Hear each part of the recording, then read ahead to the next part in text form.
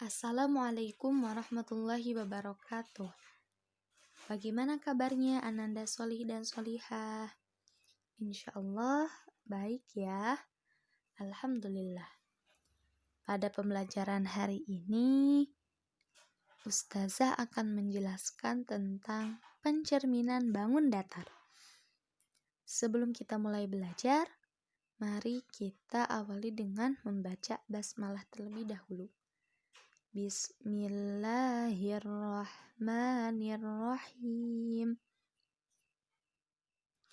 Nah, jangan lupa sambil memperhatikan video yang Ustazah berikan, kalian dibuka buku paketnya halaman 110. Pada hari ini kita akan belajar tentang pencerminan bangun datar. Wah, pencerminan, apa itu pencerminan? Coba kalian pernah bercermin dalam kaca? Pernah bercermin ke kaca? Pasti pernah ya. Nah, sekarang kita akan belajar tentang hal itu. Coba kalau kalian bercermin pada kaca, apa yang kalian lihat? Diri kita sendiri ya, ada mirip banget. Nah, coba dilihat panjangnya atau tinggi badan kita dengan tinggi bayangan yang ada di cermin, itu sama atau beda? Sama ya, tidak mungkin bayangan kita itu di cermin lebih tinggi daripada kita, itu tidak mungkin, atau lebih pendek dari kita, itu tidak mungkin. Pasti panjangnya itu atau tingginya sama dengan tinggi kita. Terus coba kalau kita bercermin lagi, jarak diri kita ke cermin itu sama juga antara jarak bayangan ke sehingga kita dapat menyimpulkan jika suatu benda atau suatu keadaan di mana bayangan akan sama tingginya dengan tubuh kita dan jarak ke cermin akan sama juga dengan jarak bayangan ke cermin. Nah, jadi pencerminan itu adalah keadaan di mana kita itu bercermin dan tingginya dan jaraknya itu sama, baik tubuh kita asli ataupun bayangan yang ada di cermin. Terus apalagi kalau kita bercermin, misal kalau kita bercermin nih, coba nanti kalian bercermin terus angkat tangan kanan kalian. Nanti di cerminnya itu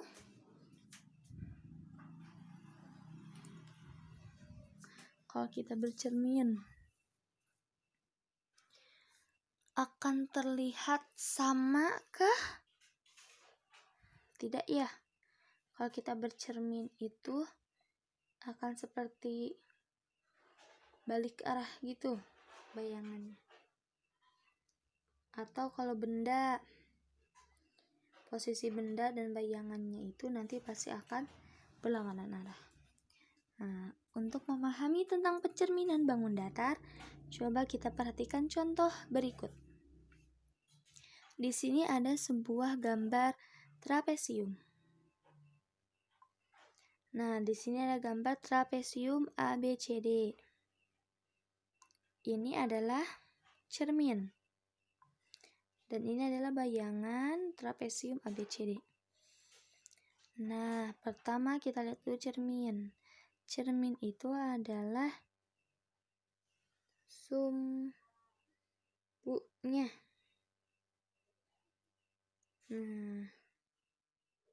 Sumbu simetrinya.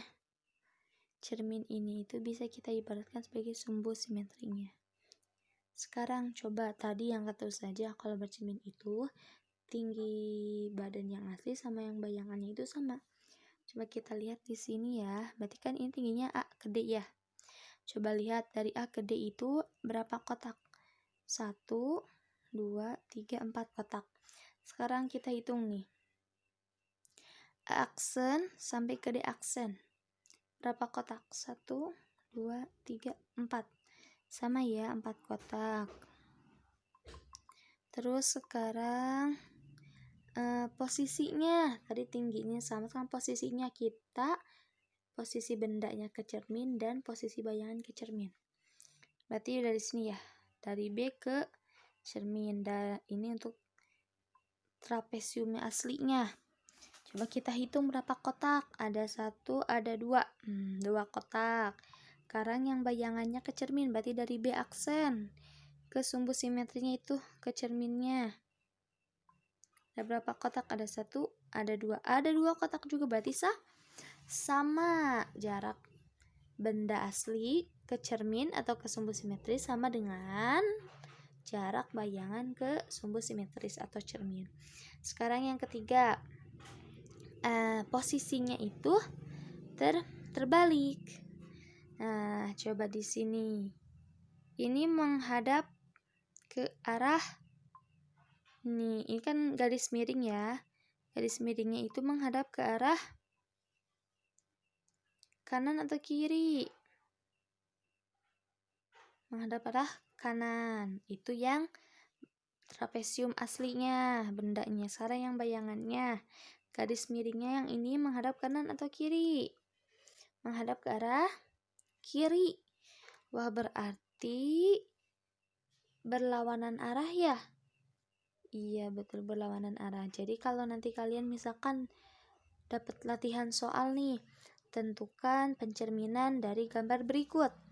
Nah, berarti kalian memposisikan bayangannya harus sama. Oh, gambar di sini tingginya dari 2 kotak. Oh, berarti di sebelah bayangannya juga 2 kotak. Terus letak si benda ke cerminnya 3 kotak. Oh, berarti bayangannya juga jaraknya dari bayangan ke cermin 3 kotak. Terus posisikannya harus saling berlawanan. Nah, kalau kita menggunakan bangun datar ya, pencerminan bangun datar, kita bisa beri nama, kalau bendanya trapesium ABCD, kalau bayangannya adalah bayangan trapesium ABCD. Penulisannya bisa ditulis seperti ini. Jadi A aksen, B aksen, C aksen, D aksen. Atau A, B ya. Aksen, B aksen, C aksen, D aksen. Itu penulisan untuk bayangan. Tapi nanti kita bacanya bayangan trapesium ABCD. Itu hanya untuk penulisan saja. Terus misalkan jarak titik A ke cermin itu sama juga dengan jarak titik A aksen ke cermin. Sini kan jarak A-nya ini ya. Coba kita hitung A ke cermin berapa kotak? 1, 2, 3, 4, 5, 6 kotak. Sekarang kita yang aksen ke cermin. Berapa kotak yang ini ya? Titik A pada bayangan ke cermin. 1, 2, 3, 4, 5, 6 kotak. Nah, 6 kotak juga berarti sama ya. Kalau misalkan yang yang B ke cermin berapa? 1, 2. B aksennya sama atau tidak? 1, 2 sama juga. Selain yang kalau kita menentukan letak bendanya, jarak bendanya atau titik tinggi bendanya, kita juga bisa menentukan bahwa titiknya juga itu panjangnya sama, titik benda asli dengan titik bayangan juga itu sama. Sehingga dapat kita simpulkan terdapat 4 sifat-sifat pencerminan. Yang pertama apa? Jarak benda ke cermin sama dengan jarak bayangan ke cermin. Yang tadi yang bayangannya 6 kotak, benda aslinya pun atau bangunan asli pun 6 kotak. Yang kedua, tinggi badan sama dengan tinggi bayangan atau tinggi benda sama dengan tinggi bayangan. Lalu yang ketiga, besar benda. Nih, besar benda juga sama dengan besar bayangan. Gak mungkin kan kalau bendanya pensil, yang kecil tiba-tiba di cerminnya itu jadi spidol yang besar. Nah, itu kan tidak mungkin. Jadi besar benda sama dengan besar bayangan. Dan yang keempat, posisi benda dan bayangan berlawanan arah. Nah, coba nanti untuk kalian lebih memahaminya lagi,